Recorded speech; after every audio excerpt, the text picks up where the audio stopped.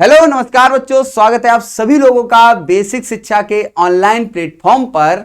तो आज की इस वीडियो में आपसे बात करने वाले हैं सर जनरल टेस्ट के अंदर न्यूमेरिकल एबिलिटी को इन अंतिम 50 दिनों में कैसे तैयार करें और सर कौन से वो टॉपिक्स रखें जहां से सबसे ज्यादा प्रश्न पूछा जाता है एग्जाम में, और सर उन्हीं प्रश्नों को या उन्हीं टॉपिक को तैयार करके हम अगर एग्जाम में जाएंगे तो हम ज्यादा से ज्यादा क्वेश्चन को अटेम्प्ट कर सकें। तो बच्चों मैं आपको बता दूं कि जनरल टेस्ट जो है वो आपका 3 भाग में बटा होता है, जिसमें पहला भाग है जीके जीएस करंट अफेयर, दूसरा है रीजनिंग, तीसरा है न्यूमेरिकल एबिलिटी यानी कि क्वांटिटेटिव एप्टीट्यूड। तो बात करने वाले क्वांटिटेटिव एप्टीट्यूड की, जिसके लगभग अगर हम बात करें 2022 और 2023 के प्रीवियस ईयर क्वेश्चंस की, तो हर शिफ्ट में 18 से लेकर के 22 क्वेश्चन केवल और केवल आपके न्यूमेरिकल एबिलिटी से पूछे जाते हैं।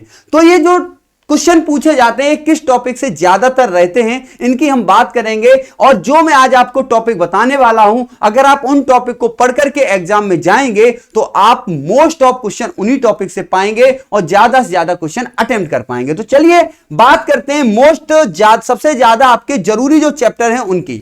तो देखिए बच्चों, अगर मैं बात करूं मोस्ट इंपोर्टेंट टॉपिक की न्यूमेरिकल एबिलिटी के अंदर, तो सबसे पहला टॉपिक तो आपको सर ये नंबर सिस्टम ही करना होगा।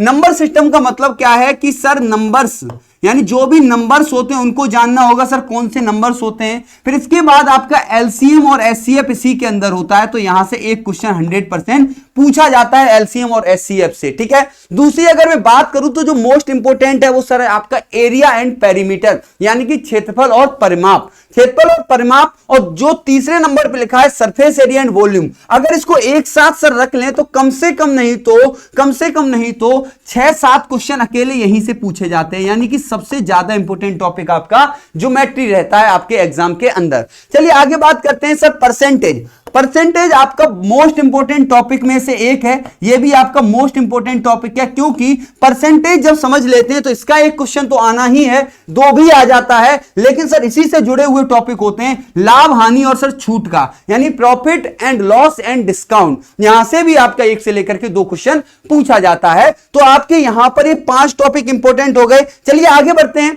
आगे अगर मैं बात करूं तो आपका 6वां जो टॉपिक है इंपॉर्टेंट है, यहां से 2 क्वेश्चन आता है, ज्यादा भी आ सकता है। एक आता है सर साधारण ब्याज से और एक आता है सर चक्रवृद्धि ब्याज से, यानी कि सिंपल इंटरेस्ट और कंपाउंड इंटरेस्ट। यह भी किससे जुड़ा हुआ टॉपिक है? यह भी सर हमारा प्रतिशत से ही जुड़ा हुआ टॉपिक है। तो यह भी आपका इंपॉर्टेंट टॉपिक में से एक है जो हमें एग्जाम में पढ़ करके जाना है। अगला आता है ratio and proportion. Ratio and proportion जो है, इसके अंदर आपके कई सारे टॉपिक आते हैं, जैसे age related question, sir mixture के क्वेश्चन, ये सारे इसी से आपके बनते हैं, यानी कि रेशियो एंड प्रोपोर्शन। इसी में सर रेशियो का ही कॉन्सेप्ट होता है एक पार्टनरशिप का, इसका भी एक क्वेश्चन पूछ लिया जाता है, ठीक है। फिर अगला जो इंपॉर्टेंट टॉपिक आता है जिससे 2 टॉपिक जुड़े हुए हैं, वो है टाइम, डिस्टेंस एंड स्पीड, यानी कि समय, दूरी और चाल। समय और दूरी और चाल में सबसे पहले तो इसी के खुद का क्वेश्चन होता है। फिर इसके जुड़ा हुआ जो टॉपिक है वो है आपका बोट एंड स्ट्रीम।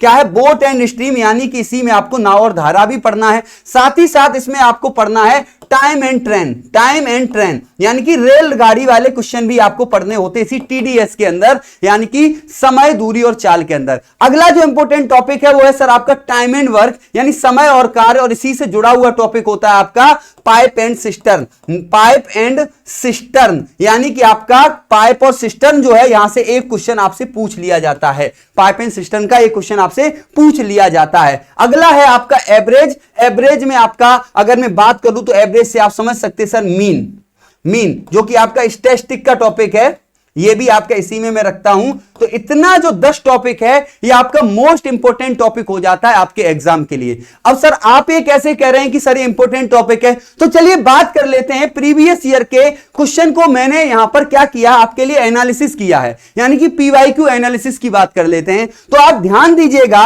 अगर हम बात करें सर सीयूटी 2023 की, तो मैंने आपको कहा नंबर सिस्टम। तो देखिए किसी बार सर 2-2 क्वेश्चन आए हैं, यानी कि 2-1-2-1। अब सोच करके देखिए कि टोटल आपको 60 में से 50 क्वेश्चन करना है जीटी के अंदर। अब उसमें अगर आपका 2 क्वेश्चन किसी टॉपिक से आता तो वो टॉपिक इंपोर्टेंट ही तो कहा जाएगा। चलिए दूसरी बात करूं सर प्रतिशत की, देखिए 3 तक क्वेश्चन आ जाता है, एक एक तो आया ही है, कभी कभी 3 क्वेश्चन भी आ जाता है। फिर मैंने आपको कहा प्रॉफिट लॉस एंड डिस्काउंट, यानी कि यहां देखिए हर शिफ्ट में आपको प्रॉफिट लॉस और डिस्काउंट से जरूर क्वेश्चन मिलता है सर, कभी एक तो कभी 2 मिल जाता है। ये बैलेंस रहता है क्योंकि क्वेश्चन तो उनको उतने ही पूछने हैं ना, कभी 2 पूछेगा अगर प्रॉफिट लॉस से तो डिस्काउंट नहीं पूछेगा। मान लीजिए एक एक पूछ लिया दोनों से, हो सकता है दोनों डिस्काउंट के भी पूछे जा सकते हैं। फिर मैंने आपको बताया इसी में आपका आया CISI, आपका एज रिलेटेड क्वेश्चन किसमें आ जाता है, आपका रेशियो प्रोपोर्शन के अंदर मिक्सचर एलिगेशन भी इसमें आता है। मिक्सचर एलिगेशन उतना नहीं पूछा जाता है, लेकिन अगर आप रेशियो प्रोपोर्शन पढ़ते हैं तो मिक्सचर एलिगेशन थोड़ा सा पढ़ लेंगे, जिससे बहुत आसान क्वेश्चन पूछा जाए तो हम उसको कर सके। ठीक है, उसके बाद एवरेज,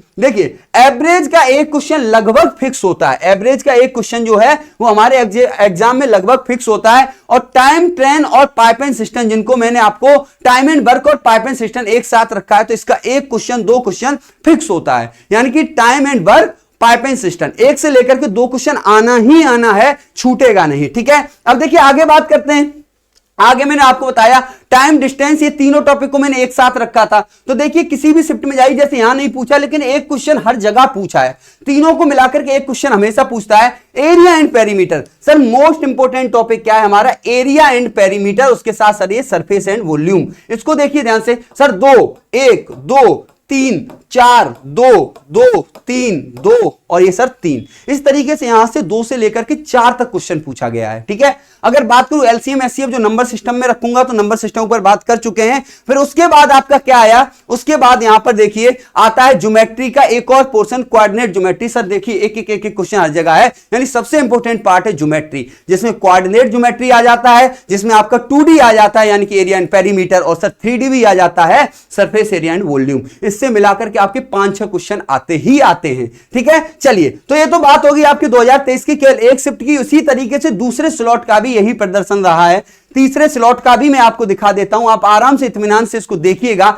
ये स्लॉट नंबर 3 का है, यानी कि आप अगर देखेंगे शिफ्ट वाइज तो सर कितना शिफ्ट में किस टॉपिक से क्वेश्चन आया सब आपको दिया गया है। और जो मैंने आपको बताए हैं, जो मैंने यहां पर आपको क्या बताए, इंपॉर्टेंट 10 टॉपिक, उनको एग्जाम में जरूर पढ़ के जाना है अगर आप जीटी के अंदर, और वो भी न्यूमेरिकल एबिलिटी में स्कोर करना चाहते हैं। क्योंकि अगर आपने एक बार न्यूमेरिकल एबिलिटी को सिक्योर कर लिया तो पूरा जीटी ऑटोमेटिक सिक्योर हो जाएगा। न्यूमेरिकल एबिलिटी जो है वो जीटी का एक बहुत ही बड़ा पोर्शन है, यानी कि आपको 60 क्वेश्चन में से 22-25 क्वेश्चन अगर केवल न्यूमेरिकल एबिलिटी के मिलते हैं तो मैं कहूंगा almost 40 to 50% weightage numerical ability का रहता है। तो आप समझ सकते हैं कि न्यूमेरिकल एबिलिटी की तैयारी कितनी ज्यादा जरूरी है जीटी के लिए। और जीटी की बात करें तो सर जनरल टेस्ट जो है वो आपका बीएचयू, वो आपका इलाहाबाद यूनिवर्सिटी, ऐसे कई तमाम महत्वपूर्ण, या मैं कहूं आपकी सबसे ज्यादा अच्छी यूनिवर्सिटी में मांगा जाता है। अगर आप बीएचयू करना चाहते हैं तो जीटी तो आपको लेना ही लेना होगा। तो जीटी लेना है मतलब सर न्यूमेरिकल एबिलिटी को करना है।